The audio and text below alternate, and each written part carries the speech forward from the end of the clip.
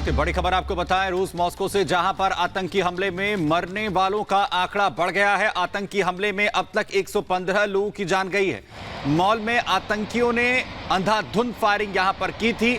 आपको बताएं कि कंसर्ट जिस दौरान चल रहा था उस दौरान इस हमले को अंजाम दिया गया और आंकड़ा लगातार बढ़ रहा है। आतंकी हमले में अब मरने वालों की संख्या 115 तक पहुंच गई है। आपको बताएं कि जिस दौरान इस हमले को अंजाम दिया गया तकरीबन 6000 लोग बताए जा रहे हैं जो अंदर मौजूद थे। कंसर्ट वहां पर चल रहा था, अंधाधुंध फायरिंग की गई और उसके बाद आग के हवाले कर दिया गया था हॉल को।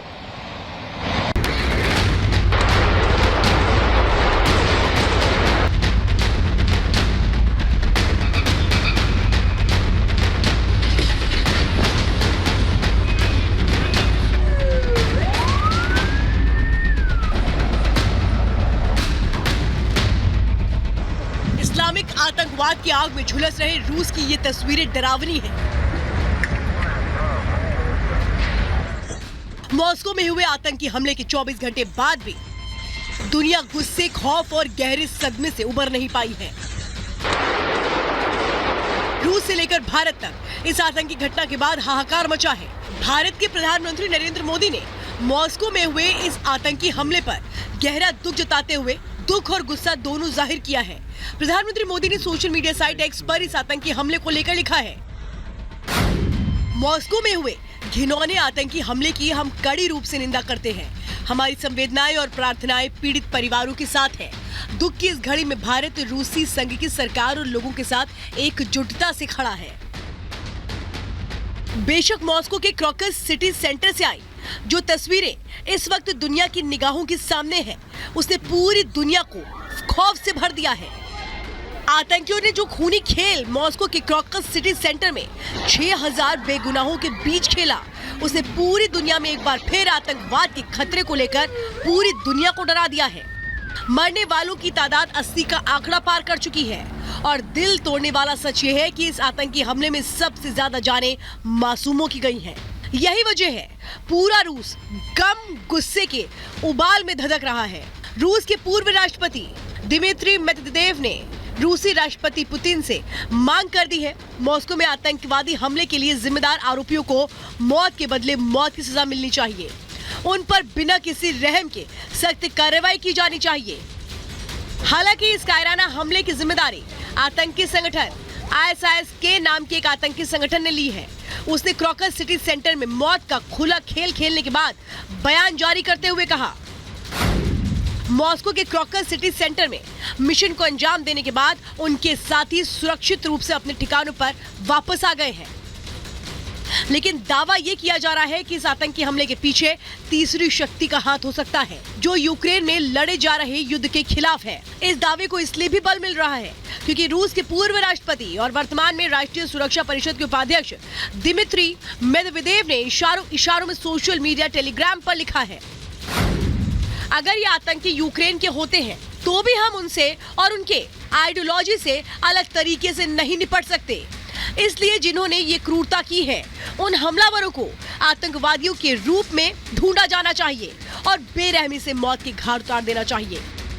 हालांकि रूसी मीडिया के मुताबिक इस आतंकी हमले में शामिल 2 आतंकियों को उस वक्त गिरफ्तार कर लिया गया जब वो कार से भागने की कोशिश कर रहे थे। लेकिन उन्होंने क्या सच उगला है, इस बारे में कोई सूचना रूसी मीडिया के हवाले से अभी जारी नहीं की गई है।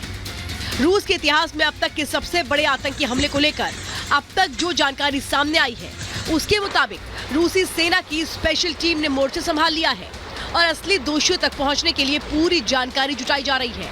फिर चाहे आतंकी हमले की जिम्मेदारी लेने वाले आतंकी संगठन ISIS की भागीदारी हो या रूस के खिलाफ किसी अंतर्राष्ट्रीय साजिश की। मीडिया रिपोर्ट्स के मुताबिक जिस आतंकी संगठन ने इस हमले की जिम्मेदारी ली है वो इस्लामिक स्टेट खुरासान यानी ISIS है। बताया जाता है कि ये संगठन ईरान, तुर्कमेनिस्तान, अफगानिस्तान से संबंधित है। ये 2014 के अंत में पूर्वी अफगानिस्तान में उभरा। ये क्रूर हमले के लिए कुख्यात है। अमेरिका ने इसे 2018 में भारी नुकसान पहुंचाया। ISIS को लेकर जो सबसे बड़ी चौंकाने वाली जानकारी सामने आ रही है उसके मुताबिक साल 2018 में ऑपरेशन के बाद अमेरिकी सेनाओं ने इस आतंकी संगठन को अफगानिस्तान में जबरदस्त नुकसान पहुंचाया था, जिसके बाद से ये आतंकी संगठन अपने अंत के करीब पहुंच गया था। लेकिन दावा किया जा रहा है कि 2021 में अफगानिस्तान से अमेरिकी सैनिकों की वापसी के बाद इस चरमपंथी गुट ने दोबारा ताकत जुटा ली और उसी ने रूस में आतंकी हमले को अंजाम दिया है। बहरहाल दुनिया का सबसे ताकतवर कहा जाने वाला रूस इस आतंकी हमले के बाद से तिलमिलाया है। पूरे देश में इस वक्त सुरक्षा बढ़ा दी गई है और बताया जा रहा है कि आतंकी हमले के लिए जिम्मेदार ताकतों को पूरी तरह से कुचलने के लिए रूसी राष्ट्रपति पुतिन ने तैयारी कर ली है। राष्ट्रपति पुतिन के आदेश के बाद स्पेशल फोर्सेस यानी FSB और इमरजेंसी सर्विसेज से जुड़े सभी अधिकारियों की छुट्टियां रद्द कर दी गई हैं और दावा किया जा रहा है कि जैसे ही पुख्ता सूचना आएगी, रूसी सैनिक इस आतंकी हमले के लिए जिम्मेदार कातिलों को घर में घुसकर मारना शुरू कर देंगे। Bureau report, Republic Bharat. और चलिए अब बात करते हैं हिमाचल प्रदेश की, जहां पर वो 6 विधायक जिनको कांग्रेस ने निष्कासित कर दिया था राज्यसभा में क्रॉस वोटिंग के बाद, वो सब अब बीजेपी में शामिल हो चुके हैं। अनुराग ठाकुर ने सभी को सदस्यता दिलाई। क्रॉस वोट करने पर इन सभी को निष्कासित कर दिया गया था और अब ये बीजेपी में शामिल हो चुके हैं। इसी के साथ 3 निर्दलीय विधायकों ने भी बीजेपी का दामन थाम लिया। ये आप तस्वीरें देख रहे हैं उस वक्त जब इन सभी को सदस्यता दिलाई गई, बीजेपी में शामिल करवाया गया। तो हिमाचल में कांग्रेस को बड़ा झटका लगा है। लोकसभा चुनाव से पहले कांग्रेस के 6 बागी विधायक बीजेपी में शामिल हुए हैं। 1 मिनट की रिपोर्ट में आपको दिखाते हैं। लोकसभा चुनाव से पहले हिमाचल में कांग्रेस को बड़ा झटका लगा है। कांग्रेस के 6 बागी विधायकों ने बीजेपी का दामन थाम लिया है। सुधीर शर्मा, रवि ठाकुर, इंदर दत्त लखनपाल, देवेंद्र भुट्टो और चैतन्य शर्मा ने हिमाचल प्रदेश बीजेपी अध्यक्ष राजीव बिंदल और केंद्रीय मंत्री अनुराग ठाकुर की मौजूदगी में बीजेपी में शामिल हुए। कांग्रेस छोड़कर बीजेपी में शामिल हुए सभी विधायकों का केंद्रीय मंत्री अनुराग ठाकुर ने स्वागत किया है। साथ ही प्रधानमंत्री मोदी की जमकर तारीफ भी की। उन्होंने कहा कि मोदी की गारंटी मतलब पूरा होने की गारंटी है। सबसे पहले तो मैं कांग्रेस छोड़कर आए सभी माननीय 6 विधायकों का दुनिया के सबसे बड़े राजनीतिक दल भारतीय जनता पार्टी में बहुत बहुत स्वागत और अभिनंदन करता हूं।